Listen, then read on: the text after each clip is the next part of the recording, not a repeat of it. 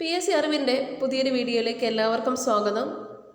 ഇന്നത്തെ ക്ലാസ്സിൽ നമ്മൾ പഠിക്കുന്നത് PSC ബുള്ളറ്റിൻ വജ്ര ജൂബിലി വിശേഷാൽ പതിപ്പ് അതിൽ കൊടുത്തിട്ട് ഭാഗം 2ൽ കൊടുത്തിട്ടുള്ള 2015 എഡിഷനാണ്. ഭാഗം 2ൽ കൊടുത്തിട്ടുള്ള ആധുനിക ഭാരതം എന്ന ടോപ്പിക്കാണ് നമ്മളിന്ന് പഠിക്കുന്നത്. നമ്മൾ സ്കൂൾ പാഠപുസ്തകവുമായി ബന്ധപ്പെട്ട് ക്ലാസ് സ്റ്റാർട്ട് ചെയ്തിരുന്നു. 7ാം ക്ലാസ് മുതൽ 10ാം ക്ലാസ് വരെയുള്ള സോഷ്യൽ സയൻസിലെ ഓരോ ചാപ്റ്റർ വെച്ച് പഠിച്ചു പോകുന്ന ക്ലാസ് സ്റ്റാർട്ട് ചെയ്തിരുന്നു.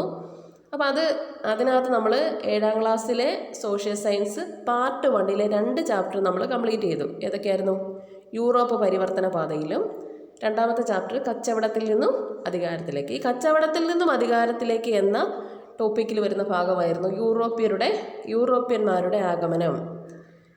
ആ ചാപ്റ്റർ നമ്മൾ പഠിച്ചു. അപ്പോൾ ഇതിൽ കൊടുത്തിരിക്കുന്ന കാര്യങ്ങളോടെ പഠിക്കുമ്പോൾ നമുക്ക് ആ ഭാഗം ക്ലിയറായിട്ട് പഠിച്ചു പോകാൻ പറ്റും. അതുപോലെ തന്നെ അടുത്ത ചാപ്റ്റർ വരുന്നത് 1757 വിപ്ലവം, അതും ഈ ടെക്സ്റ്റ് ബുക്കിൽ കൃത്യമായിട്ട് കൊടുത്തിട്ടുണ്ട്. ഈ ക്ലാസ് കഴിഞ്ഞ ഉടനെ ഞാൻ അടുത്ത ആ ചാപ്റ്റർ നിങ്ങൾക്ക് തരുന്നതായിരിക്കുമേ. അപ്പം നമുക്ക് ക്ലിയറായിട്ട് ആ ചാപ്റ്റർ മനസ്സിലാവുകയും ചെയ്യും.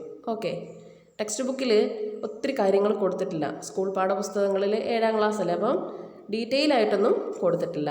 ഇതിലാണെങ്കിൽ കുറേ കാര്യങ്ങൾ ഉൾപ്പെടുത്തിയിട്ടുണ്ട് താനും. ഓക്കെ, അതുകൊണ്ടാണ് ഞാൻ ഈ വീഡിയോ ഇപ്പോൾ അപ്ലോഡ് ചെയ്യുന്നത്. പ്രയോജനപ്രദമായ ലൈക്ക് ചെയ്യാൻ നിങ്ങൾ മറക്കരുത്. അതുപോലെ തന്നെ തുടർ ക്ലാസ്സുകൾക്കായിട്ട് ചാനൽ സബ്സ്ക്രൈബ് ചെയ്യാനും മറക്കരുത്. PSCയുമായി ബന്ധപ്പെട്ട എല്ലാ കാര്യവും ഞാൻ നിങ്ങൾക്ക് നമ്മുടെ ചാനലിലൂടെ ഷെയർ ചെയ്ത് തരും കേട്ടോ, നോട്ടിഫിക്കേഷൻ ഉൾപ്പെടെ. അപ്പം നമുക്കത് ക്ലാസ്സിലോട്ട് വരാൻ നോക്കോ. യൂറോപ്യന്മാരുടെ ആഗമനം മുതൽ ബ്രിട്ടീഷ് ആധിപത്യം സ്ഥാപിക്കൽ വരെ ആദ്യം കൊടുത്തിരിക്കുന്ന ടോപ്പിക്കാണ്. 1498 മെയ് 20 കോഴിക്കോടിനടുത്തുള്ള കാപ്പാടി എന്ന സ്ഥലത്ത് പോർച്ചുഗീസ് നാവികനായ വാസ്കോ ഡ ഗാമ വന്നിറങ്ങി. മെയ് 20 ആ ഡേറ്റ് ഇമ്പോർട്ടൻ്റ് ആണ്. യൂറോപ്പിൽ നിന്ന് ഇന്ത്യയിലേക്കുള്ള നാവികമാർഗം കണ്ടെത്തലായിരുന്നു ആരുടെ ലക്ഷ്യം? ഗാമയുടെ ലക്ഷ്യം. അതോടെ ഇന്ത്യയുമായി വ്യാപാരം സ്ഥാപിക്കാൻ മറ്റ് യൂറോപ്യൻ രാജ്യങ്ങളും ഇന്ത്യയിലെത്തി. പോർച്ചുഗീസുകാർക്ക് പുറമെ വന്നവരാണ് ഡച്ചുകാരും ബ്രിട്ടീഷുകാരും ഫ്രഞ്ചുകാരും. ഓക്കെ, വാസ്കോ ഡ ഗാമ തൻ്റെ ആദ്യ ഇന്ത്യൻ യാത്രയ്ക്ക് ഉപയോഗിച്ച കപ്പലിൻ്റെ പേരാണ് സാവോ ഗബ്രിയേൽ. വാസ്കോ ഡ ഗാമയുടെ സംഘത്തിലെ മറ്റു കപ്പലുകളായിരുന്നു സാവോ റാഫേൽ, സാവോ ബെരിയോ അല്ലെങ്കിൽ മിങ്ക്വേൽ എന്നിവ. ഗാമയുടെ സഹോദരൻ പൗലോ ഡ ഗാമയായിരുന്നു സാവോ റാഫേലിൻ്റെ ക്യാപ്റ്റൻ. ബെറിയോയെ നിയന്ത്രിച്ചിരുന്നത് നിക്കോളോ കോവിൽഹോ ആയിരുന്നു. അപ്പോൾ 3 കപ്പലാണ്, 3 പായ്ക്കപ്പലിലാണ് വന്നതെന്ന് കഴിഞ്ഞ ക്ലാസ്സിൽ നമ്മൾ ടെക്സ്റ്റ് ബുക്ക് പഠിച്ചപ്പം പഠിച്ചായിരുന്നു. ആ ക്ലാസ് കാണാത്തവർ നിങ്ങൾ പോയി കാണണം കേട്ടോ. അതൊരു പ്ലേലിസ്റ്റായിട്ട് ക്രിയേറ്റ് ചെയ്ത് കമൻറ്റ് ബോക്സിൽ പിൻ ചെയ്തിട്ടുണ്ട്. യൂറോപ്പ് പരിവർത്തന പാതയിലും തുടർച്ചയായിട്ട് വരുന്ന യൂറോപ്പ് പരിവർത്തന പാത പഠിച്ചു കഴിയുമ്പോഴാണ് യൂറോപ്യൻ ആഗമനത്തിലോട്ട് വരാൻ പറ്റത്തുള്ളൂ. അപ്പോൾ ആ ചാപ്റ്റർ നിങ്ങൾ പോയി കാണണേ. 2 ചാപ്റ്റർ ആയിട്ടുള്ളൂ, അത് കാണുക. തുടർച്ചയായിട്ട് ഞാൻ അപ്ലോഡ് ചെയ്ത് തരാം കേട്ടോ. ഓക്കെ, അപ്പോൾ ഈ 3 പായ്ക്കപ്പലിലാണ് വരുന്നത്. റാഫേൽ, ബെരിയോ, പിന്നെ സെൻറ്റ് ഗബ്രിയേൽ അല്ലേ, സാവോ ഗബ്രിയേൽ. ഓക്കെ, ഇനി ഇതിനെ നിയന്ത്രിച്ചിരുന്നത് ഗാമയുടെ സഹോദരൻ പൗലോ ഡ ഗാമ നിയന്ത്രിച്ചത് സാവോ റാഫേലിനെയാണ്. ബെറിയോയെ നിയന്ത്രിച്ചത് നിക്കോളോ കോവിൽഹോ ആയിരുന്നു. ഇനി വ്യാപാര ലക്ഷ്യങ്ങൾ തങ്ങൾ ഉദ്ദേശിക്കുന്ന രീതിയിൽ നടപ്പാക്കണമെങ്കിൽ ഭരണാധികാരികളെയും സ്വാധീനിക്കണമെന്ന് മനസ്സിലാക്കിയ യൂറോപ്യർ ഇവിടുത്തെ നാട്ടുരാജാക്കന്മാരുടെ പക്ഷം പിടിച്ച് ആഭ്യന്തര പ്രശ്നങ്ങളിൽ സജീവമായി ഇടപെട്ടു തുടങ്ങി. ക്രമേണ അവർ ചില പ്രദേശങ്ങളിൽ പിടിമുറുക്കി അധികാരം വ്യാപിപ്പിക്കാൻ ഓരോ കൂട്ടരും ശ്രമിച്ചത് അവർ തമ്മിൽ സംഘർഷത്തിനിടയാക്കി. അങ്ങനെ ഇന്ത്യ യൂറോപ്യൻ രാജ്യങ്ങളുടെ പോരാട്ട വേദിയായി. അന്തിമ വിജയം കൈവരിക്കാനായത് ആർക്കാണ്? അത് ബ്രിട്ടീഷുകാർക്കാണ്. മറ്റുള്ളവർക്ക് തങ്ങളുടെ കൈവശമുണ്ടായിരുന്ന ചെറുപ്രദേശങ്ങൾ കൊണ്ട് തൃപ്തിപ്പെടേണ്ടി വന്നു. അങ്ങനെ വ്യാപാര ആവശ്യത്തിനായി വന്നവരുടെ കയ്യിലായി നാടിൻ്റെ കടിഞ്ഞാൺ, വിദേശികളുടെ കയ്യിലായി. അക്കാലത്ത് ഇന്ത്യയിലെ സമ്പന്നവും ഫലപുഷ്ടിയുമുള്ള പ്രദേശമായിരുന്നത് ബംഗാളിലാണ്. അവിടെയാണ് ബ്രിട്ടീഷുകാർ ആധിപത്യം ഉറപ്പിച്ചത്. ബ്രിട്ടീഷുകാർ ആദ്യമായി ആധിപത്യം ഉറപ്പിച്ചത് എവിടാണ്? ബംഗാളിലാണ്. എന്നാൽ ഇന്ത്യയിൽ ബ്രിട്ടീഷുകാർക്ക് പരമാധികാരം ലഭിച്ച ആദ്യ പ്രദേശം എന്ന് ചോദിച്ചാൽ അത് ബംഗാളല്ല. അതേതാ? ബോംബെയാണ്. ഇംഗ്ലണ്ടിലെ രാജാവായ ചാൾസ് രണ്ടാമൻ 1661 പോർച്ചുഗീസ് രാജകുമാരിയായ കാതറിനെ വിവാഹം കഴിച്ചപ്പോൾ പോർച്ചുഗൽ രാജാവ് സ്ത്രീധനമായി ബോംബെ നൽകി. 1661 ചാൾസ് രാജാവ് കാതറിനെ വിവാഹം കഴിച്ചപ്പോൾ സ്ത്രീധനമായിട്ട് എന്ത് കൊടുത്തു? നമ്മുടെ ബോംബെ എടുത്ത സ്ത്രീധനമായിട്ട് പോർച്ചുഗൽ രാജാവ് കൊടുത്തു. ഓക്കെ. മുഗൾ സാമ്രാജ്യത്തിൻ്റെ പതനത്തോടെ മറ്റു പ്രദേശങ്ങളെപ്പോലെ ബംഗാളും ഒരു സ്വതന്ത്ര രാജ്യമായി തീർന്നു. 1740 മുതൽ ബംഗാൾ നവാബായിരുന്ന ആലി വർദി ഖാൻ 1756 അന്തരിച്ചപ്പോൾ പൗത്രൻ സിറാജുദ്ദൗള നവാബായി. ഇത് അദ്ദേഹത്തിൻ്റെ മാതൃ സഹോദരിയുടെ ചെയ്സ്തി ബീഗവും മറ്റൊരു മാതൃ സഹോദരിയുടെ പുത്രനായ ഷൗക്കത്ത് ജംഗും ചോദ്യം ചെയ്തു. ബ്രിട്ടീഷുകാരെന്ത് ചെയ്തു? ഈ അവസരം മുതലെടുത്തു. ഓക്കെ. 1740 മുഗൾ സാമ്രാജ്യത്തിൻ്റെ പതനത്തോടെ മറ്റു പ്രദേശങ്ങളെപ്പോലെ ബംഗാളും ഒരു സ്വതന്ത്ര രാജ്യമായി തീർന്നു. 1740 മുതൽ ബംഗാൾ നവാബായിരുന്നു ആലി വർദി ഖാൻ. അദ്ദേഹം 1756 മരിക്കുകയാണ്.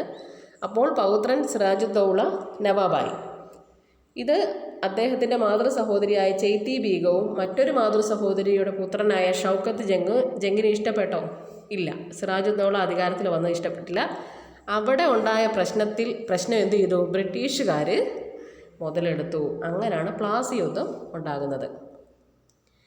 1757 നടന്ന പ്ലാസി യുദ്ധത്തിൽ സിറാജുദ്ദൗളയെ റോബർട്ട് ക്ലൈവ് പരാജയപ്പെടുത്തി. ഈ യുദ്ധത്തിൽ ചില ഗൂഢാലോചനകളുടെ ഫലമായി നവാബിൻ്റെ സേനാനായകനായിരുന്ന മിർ ജാഫർ, റോബർട്ട് ക്ലൈവിൻ്റെ കുറുക്കൻ എന്നറിയപ്പെടുന്ന മിർ ജാഫർ, അത് പ്രീവിയസ് ആണ്. റോബർട്ട് ക്ലൈവിൻ്റെ കുറുക്കനാരാ? മിർ ജാഫറാണ്. എന്തുകൊണ്ടാണ്? സിറാജുദ്ദൗളയെ ചതിച്ചു അല്ലേ? നവാബിൻ്റെ സേനാനായകനായിരുന്ന മിർ ജാഫർ ബ്രിട്ടീഷുകാർക്ക് അനുകൂലമായാണ് പ്രവർത്തിച്ചത്. അങ്ങനെ ആര് വധിക്കപ്പെടുകയാണ്? സിറാജുദ്ദൗള വധിക്കപ്പെടുകയാണ്. ഇന്ത്യയിൽ ബ്രിട്ടീഷ് സാമ്രാജ്യത്തിന് അടിത്തറയിട്ട യുദ്ധം ഏതാണ് എന്ന് ചോദിച്ചാൽ അതേതാണ്? പ്ലാസി യുദ്ധമാണ് 1757. ഓക്കെ അല്ലേ? ഇന്ത്യയിൽ ബ്രിട്ടീഷ് സാമ്രാജ്യത്തിന് അടിത്തറയിട്ട യുദ്ധം അത് പ്ലാസി യുദ്ധമാണ് 1756. മിർ ജാഫറിനെ ബ്രിട്ടീഷുകാർ നവാബാക്കി. ബ്രിട്ടീഷുകാർക്ക് സഹായം കൊടുത്തല്ലോ. അതായത് സിറാജുദ്ദൗളയെ ചതിച്ചു മിർ ജാഫർ. മിർ ജാഫറിനെ ബ്രിട്ടീഷുകാർ നവാബാക്കി. അദ്ദേഹം ബ്രിട്ടീഷുകാർക്ക് എന്ത് ചെയ്തു? 24 പർഗാനകളും ധാരാളം പാരിതോഷികങ്ങളും നൽകി. ക്രമേണ ബ്രിട്ടീഷുകാരുടെ എല്ലാ ആവശ്യങ്ങളും സാധിച്ചു കൊടുക്കാൻ മിർ ജാഫറിന് കഴിയാതെ വന്നപ്പോൾ അദ്ദേഹത്തെ സ്ഥാനഭ്രഷ്ടനാക്കി പകരം ജാമാതാവായ മിർ കാസിമിനെ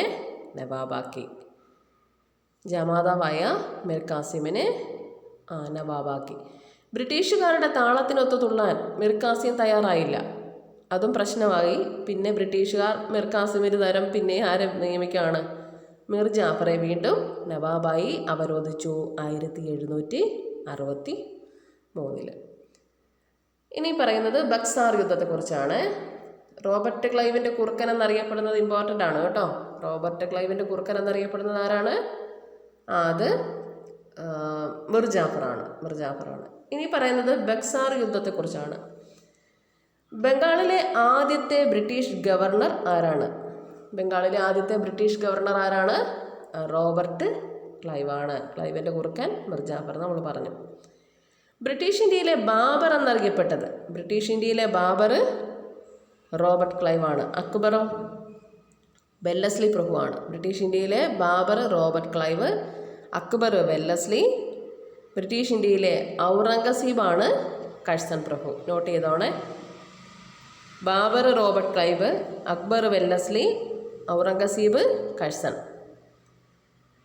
ബ്രിട്ടീഷ് ഇന്ത്യയിലെ ബാബർ എന്നറിയപ്പെട്ടത് റോബർട്ട് ക്ലൈവ് ആണ്. ഇന്ത്യയിൽ ബ്രിട്ടീഷ് സാമ്രാജ്യത്തിന് തുടക്കമിട്ടത് ആരാണ്? അതും റോബർട്ട് ക്ലൈവ് ആണ്. മിർ കാസിം ബ്രിട്ടീഷുകാർക്കെതിരായി അയോധ്യയിലെ നവാബുമായി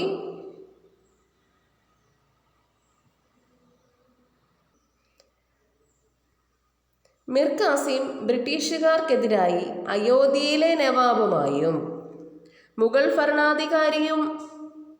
ഭരണാധികാരിയുമായും സഖ്യത്തിലേർപ്പെട്ടു.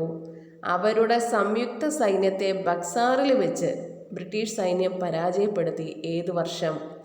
1764. ഇന്ത്യയിൽ ബ്രിട്ടീഷ് മേധാവിത്വം ഉറപ്പിച്ച യുദ്ധം ഏതാണെന്ന് ചോദിച്ചാൽ അത് ബക്സാർ യുദ്ധമാണ്. അപ്പോൾ ബക്സാർ യുദ്ധം നടന്നത് 1764. ഇമ്പോർട്ടൻ്റ് ആണ്. മിർ ഖാസിം എന്ത് ചെയ്തു? മിർ ഖാസിം ബ്രിട്ടീഷുകാർക്കെതിരായി അയോധ്യയിലെ നവാബുമായും മുഗൾ ഭരണാധികാരിയുമായും സഖ്യത്തിലേർപ്പെട്ടിട്ട് ഇവരുടെ സംയുക്ത സൈന്യത്തെ ബക്സാറിൽ വെച്ച് ബ്രിട്ടീഷ് സൈന്യം ഇവർ തമ്മിൽ ഒരു സൈന്യം രൂപീകരിച്ചു. അവർ ബ്രിട്ടീഷുകാരുമായിട്ട് ഏറ്റുമുട്ടി. എവിടെ വെച്ച്? 1764 ബക്സാറിൽ വെച്ച് ഏറ്റുമുട്ടി. അങ്ങനെ അത് ഇന്ത്യയിൽ ബ്രിട്ടീഷ് മേധാവിത്വം ഉറപ്പിച്ച യുദ്ധമാണ് ബക്സാർ യുദ്ധം. ആദ്യം പ്ലാസി യുദ്ധം എന്താണെന്നാണ് പറഞ്ഞത്? ഇന്ത്യയിൽ ബ്രിട്ടീഷ് സാമ്രാജ്യത്തിന് അടിത്തറയിട്ട യുദ്ധം. അടിത്തറ. പ്ലാസി യുദ്ധം. മേധാവിത്വം ഉറപ്പിച്ചെന്ന് ചോദിച്ചാൽ അത് ബക്സാർ യുദ്ധം. ഇത് രണ്ടും PSC ചോദിക്കും. ഓപ്ഷനിൽ പ്ലാസി യുദ്ധവും കാണും, ബക്സാർ യുദ്ധവും കാണും. കണ്ടു കഴിയുമ്പോൾ ഭയങ്കര സംശയമാണ്. അപ്പോൾ ആധിപത്യം ഉറപ്പിച്ചത് ബക്സാർ, അടിത്തറയിട്ടത് പ്ലാസി. ഓക്കെ അല്ലേ? അങ്ങനെ തന്നെ പഠിക്കണം. ഇവിടെ ഒരു ഷോർട്ട് നോട്ട് കൊടുത്തിട്ടുണ്ട്, ടെക്സ്റ്റ് ബുക്കിൽ കൊടുത്തിട്ടുള്ളത് കേട്ടോ. ലോകനായകൻ എന്നറിയപ്പെടുന്നത് ജയപ്രകാശ് നാരായണൻ, ദേശ് നായക് സുഭാഷ് ചന്ദ്രബോസ്. അതും കൂടെ ജസ്റ്റ് ഒന്ന് ഓർത്ത് വെച്ചേരെ. ഇനി അതിനുശേഷം നമ്മുടെ ബക്സാർ യുദ്ധം, അതിന് ബ്രിട്ടീഷ് മേധാവിത്വം കിട്ടിയല്ലോ. അതിനുശേഷം ബ്രിട്ടീഷുകാർ ബംഗാളിൽ കമ്പനിയുടെ ഭരണം പുനഃസംഘടിപ്പിച്ച് ദ്വിഭരണം ആരംഭിച്ചു. ബംഗാളിൽ ദ്വിഭരണം ആരംഭിച്ചു. ബക്സാർ യുദ്ധം നടന്ന സമയത്ത് ബംഗാൾ ഗവർണറായിരുന്നു ഹെൻറി വാൻ സിറ്റാർട്ട്. ബക്സാർ യുദ്ധം നടന്ന സമയത്ത് ബംഗാൾ ഗവർണറായിരുന്നു ഹെൻറി വാൻ സിറ്റാർട്ട്. ബക്സാർ യുദ്ധം അവസാനിച്ചത് അലഹബാദ് ഉടമ്പടിയിലൂടെയാണ്. ബക്സാർ യുദ്ധം അവസാനിക്കാൻ കാരണമായ ഉടമ്പടി ഏതാ ഉടമ്പടി?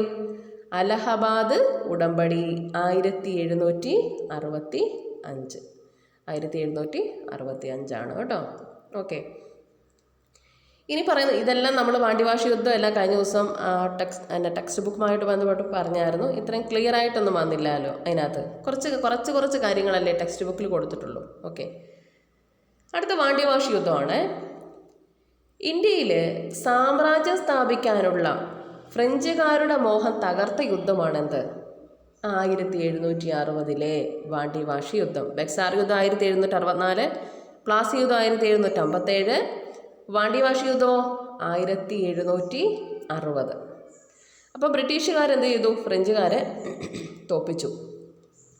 ഈ പാണ്ഡ്യവാഷ ഏത് സംസ്ഥാനത്താണ് സ്ഥിതി എന്നത് PSCയുടെ പ്രീവിയസ് ക്വസ്റ്റ്യനാണ്. എവിടാ? തമിഴ്നാട്ടിലാണെന്ത്? പാണ്ഡ്യവാഷ്. വന്തവാശി എന്നാണ് അറിയപ്പെടുന്നത്. വന്തവാശി തമിഴ്നാട്ടിലാണ് പാണ്ഡ്യവാഷ്. ഈ യുദ്ധത്തിൽ ഇംഗ്ലീഷ് സേനയെ സർ അയർകൂട്ടും ഫ്രഞ്ച് സേനയെ കൗണ്ട് ഡി ലാലിയും ആണ് നയിച്ചത്. ഇംഗ്ലീഷുകാരും ഫ്രഞ്ചുകാരും ആണല്ലോ യുദ്ധം. ഏത് യുദ്ധം? തമിഴ്നാട്ടിലെ പാണ്ഡ്യവാഷിൽ വെച്ച് നടന്നത് 1760. അപ്പോൾ ഓരോ സൈന്യത്തിൻ്റെ നേതാവാരാ? ബ്രിട്ടീഷുകാരുടെ സൈന്യ നേതാവ് സർ അയർകൂട്ട്. ഫ്രഞ്ച് സേനയുടെ നേതാവാണ് കൗണ്ട് ഡെ ലാലി. ലാലി എന്ന് ഓർത്താൽ മതി, ലാലി. അപ്പോൾ ഇവർ തമ്മിലാണ് ഏറ്റുമുട്ടുന്നത്. ബ്രിട്ടനും ഫ്രാൻസും ഇരുചേരികളിലായി യൂറോപ്പിൽ നടന്ന സപ്തവത്സര യുദ്ധത്തിൻ്റെ പശ്ചാത്തലത്തിൽ ഇന്ത്യയിൽ നടന്ന യുദ്ധമാണ്. അങ്ങനെ ചോദിക്കാമല്ലോ. ബ്രിട്ടനും ഫ്രാൻസും ഇരുചേരികളിലായി യൂറോപ്പിൽ നടന്ന സപ്തവത്സര യുദ്ധത്തിൻ്റെ പശ്ചാത്തലത്തിൽ ഇന്ത്യയിൽ നടന്ന യുദ്ധം ഏതാണെന്ന് ചോദിച്ചാൽ അങ്ങനെ ചോദിക്കത്തില്ലേ? അപ്പോൾ അതേതാ? അത് പാണ്ഡ്യവാഷാണ്. നടന്ന വർഷം 1760. ഈ സപ്തവത്സര യുദ്ധത്തിൻ്റെ കാലയളവ് കൊടുത്തിട്ടുണ്ട്. ഇവിടെ നോക്കിയേ, 1756 to 1763 കേട്ടോ. ഇനി ബ്ലാക്ക് ഹോൾ ട്രാജഡി, ഇത് നമ്മൾ ടെക്സ്റ്റ് ബുക്ക് ബേസ് ചെയ്ത് പഠിച്ചായിരുന്നു. ബ്ലാക്ക് ഹോൾ ട്രാജഡി നടന്ന വർഷം 1756. സിറാജുദ്ദൗളയുടെ നിർദ്ദേശങ്ങൾ കൽക്കട്ടയിലും കാസിം ബസാറിലുമുള്ള ബ്രിട്ടീഷുകാർ ചെവിക്കൊള്ളാതെ ആയപ്പോൾ അദ്ദേഹം അവരുടെ താവളങ്ങൾ പിടിച്ചടക്കി. തടവുകാരായി പിടിക്കപ്പെട്ട അവരിൽ പലരും കാരാഗൃഹത്തിൽ വെച്ച് തിരക്ക് മൂലം ശ്വാസം മുട്ടി മരിച്ചു. ഈ സംഭവമാണ് ബ്ലാക്ക് ഹോൾ ട്രാജഡി അല്ലെങ്കിൽ ഇരുട്ടറ ദുരന്തം എന്ന് അറിയപ്പെടുന്നത്. ബ്ലാക്ക് ഹോൾ ട്രാജഡി നടന്ന വർഷം പ്രീവിയസ് ആണ് 1756. സിറാജുദ്ദൗളയാണ് ബ്രിട്ടീഷുകാരുടെ സൈനികന്മാരെ കാരാഗ്രഹത്തിലടച്ച. അതിനകത്ത് ഏകദേശം 120ഓളം പേര്, ടെക്സ്റ്റ് ബുക്കിൽ അതിൻ്റെ കണക്ക് പറയുന്നുണ്ട്, 120ഓളം പേര് മരിക്കുകയാണ് കേട്ടോ. ഇനി ഇന്ത്യയിൽ ബ്രിട്ടീഷ് സാമ്രാജ്യത്തിൻ്റെ വളർച്ചയാണ് അടുത്ത ടോപ്പിക്കായിട്ട് വരുന്നത്. ഇന്ത്യയിൽ ബ്രിട്ടീഷ് സാമ്രാജ്യത്തിന് അടിത്തറ പാകിയ റോബർട്ട് ക്ലൈവ് 1767 സ്ഥാനമൊഴിഞ്ഞ് തിരിച്ചുപോയി. തുടർന്ന് വന്ന ഗവർണർമാരുടെ കാലത്ത് ഭരണം അധപ്പതിച്ചു. 1772 ഗവർണറായി വന്ന വാറൻ ഹേസ്റ്റിംഗ് 1773 റെഗുലേറ്റിംഗ് ആക്ട് പ്രകാരം 1774 ഗവർണർ ജനറലായി. അദ്ദേഹത്തിൻ്റെ കാലഘട്ടം 1774 to 1785. ബ്രിട്ടീഷ് പാർലമെൻറ്റ് 1773 പാസാക്കിയ ക്രമവൽകൃത നിയമപ്രകാരമായിരുന്നു ഈ നിയമനം. റെഗുലേറ്റിംഗ് ആക്ട് കേട്ടോ, ക്രമവൽകൃത നിയമപ്രകാരം. റെഗുലേറ്റിംഗ് ആക്ടിൻ്റെ മലയാളമാണത്. റെഗുലേറ്റിംഗ് ആക്ട് പ്രകാരം നിലവിൽ നിയമിതനായത് വാറൻ ഹേസ്റ്റിംഗ് ആണ്. ഇന്ത്യയിൽ ഏറ്റവും കൂടുതൽ കാലം ഗവർണർ ജനറൽ ആയത്. ഗവർണർ ജനറലിൻ്റെ ക്ലാസ് നമ്മൾ ഇട്ടിട്ടുള്ളതാണ്, അത് കംപ്ലീറ്റ് ചെയ്തിട്ടുള്ളതാണ്. ഈ ടെക്സ്റ്റ് ബുക്കുമായിട്ട് ബന്ധപ്പെട്ട തന്നെ ക്ലാസ്സാണ്. അത് കാണാൻ ആഗ്രഹമുള്ളവർ ഞാൻ നമ്മുടെ സ്കൂൾ പാഠപുസ്തകം പിൻ ചെയ്തിരുന്നില്ലേ, അതിൻ്റെ തൊട്ട് താഴെ ഗവർണർ ജനറലിൻ്റെ ക്ലാസ്സും പിൻ ചെയ്തിടാവേ. അപ്പോൾ വാറൻ ഹേസ്റ്റിംഗ് തൊട്ട് എല്ലാവരുടെ ക്ലാസ്സും ഞാനത് ഇട്ടിട്ടുള്ളതാണ്. ഈ ടെക്സ്റ്റ് ബുക്കിൽ കൊടുത്തിട്ടുണ്ട് കേട്ടോ.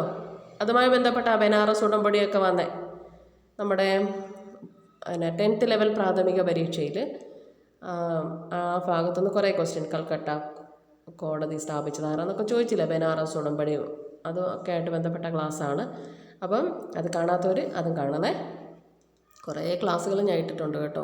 PSC bulletin current affairs 2020 complete ചെയ്തിട്ടുണ്ട്. 2021 ഏപ്രിൽ 1 വരെയുള്ളത് ഞാൻ കംപ്ലീറ്റ് ചെയ്തിട്ടുണ്ട്. അതൊക്കെ നിങ്ങൾ കാണണേ കണ്ടിട്ടില്ലെങ്കിൽ. ഓക്കെ, ഇന്ത്യയിൽ ഏറ്റവും കൂടുതൽ കാലം ഗവർണർ ജനറൽ വാറൻ ഹേസ്റ്റിംഗ് ആണ്.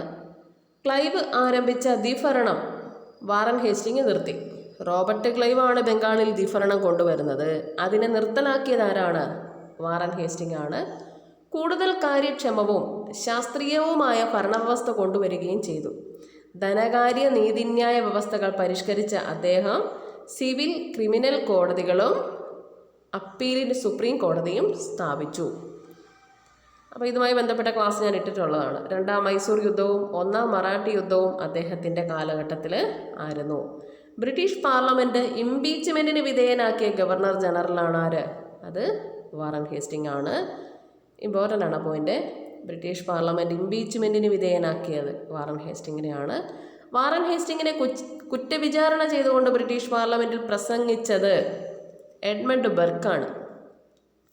വാറൻ ഹേസ്റ്റിങ്ങിനെ കുറ്റവിചാരണ ചെയ്തുകൊണ്ട് ബ്രിട്ടീഷ് പാർലമെൻറ്റിൽ പ്രസംഗിച്ചതാരാ? എഡ്മണ്ട് ബർക്കാണ്. പിന്നെ കോൺവാലിസ് പ്രഭു 1786 to 93 കാലത്താണ് ടിപ്പുവിനെ പരാജയപ്പെടുത്തിയ 3ാം മൈസൂർ യുദ്ധവും.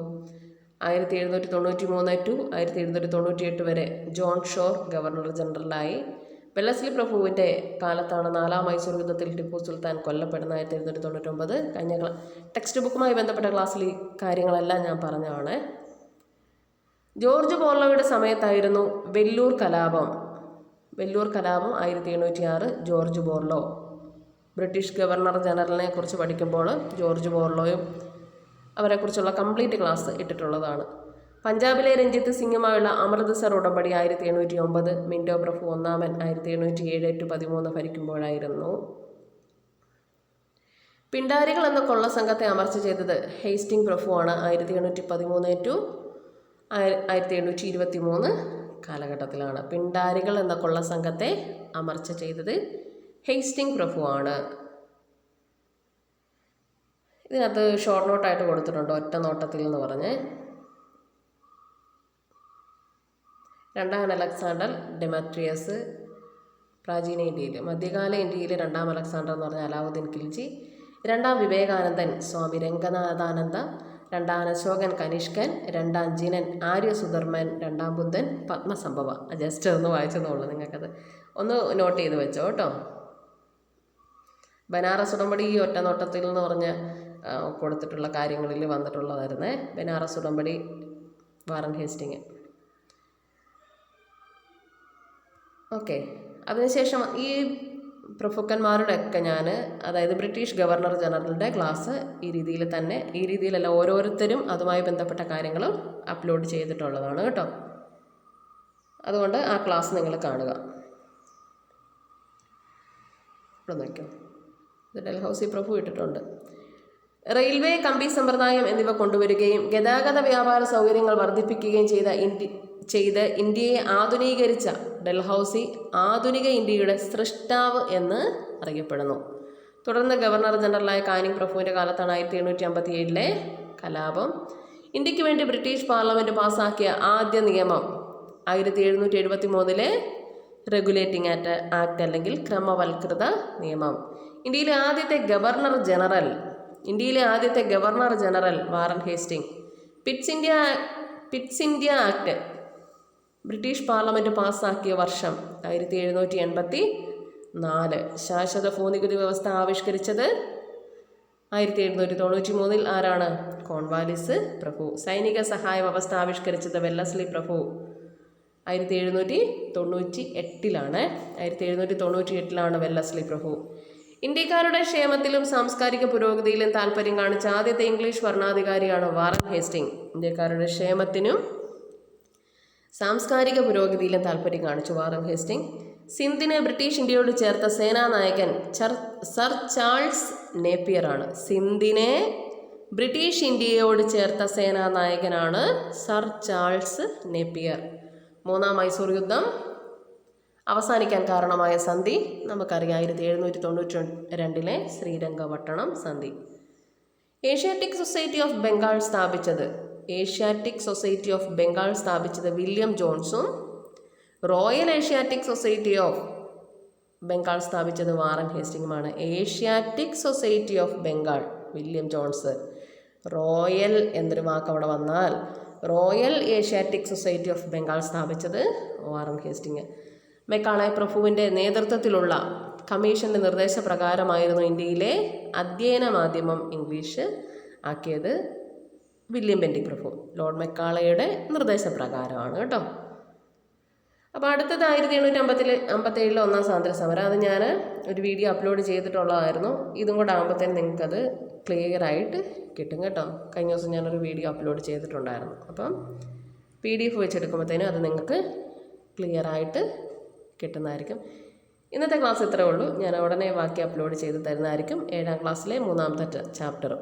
അത് 1757 ഒന്നാം സ്വാതന്ത്ര്യ സമരത്തെക്കുറിച്ചൊക്കെ പറയുന്ന ചാപ്റ്ററാണ്. അതുകൊണ്ടാണ് ഞാൻ ഈ വീഡിയോ ഇപ്പോൾ അപ്ലോഡ് ചെയ്തത്.